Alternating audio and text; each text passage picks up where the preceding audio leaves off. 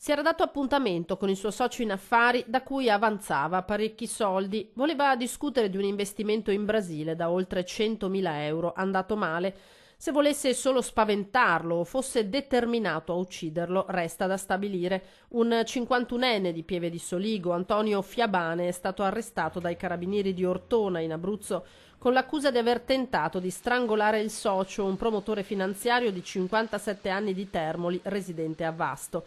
I due giovedì pomeriggio avevano deciso di incontrarsi al casello di Rocca San Giovanni verso Lanciano lungo la A14 per discutere, ha pensato la vittima, ma Fiabane era preparato a ben altro. Fascette da elettricista con cui legare i polsi della vittima, probabilmente anche un taser, una pistola elettrica con cui gli avrebbe inflitto delle scariche dietro la testa che gli avrebbero addirittura fatto perdere i sensi. Poi con le mani avrebbe tentato di strozzarlo. Solo l'intervento di una giovane coppia che si trovava nello stesso parcheggio lo ha fatto desistere.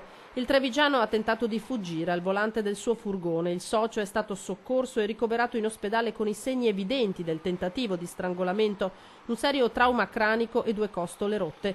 I carabinieri hanno alla fine rintracciato Fiabane al suo rientro in Veneto e lo hanno rinchiuso in carcere a Treviso. Tentato omicidio con l'aggravante della premeditazione, l'accusa contestata nell'ordinanza di cattura.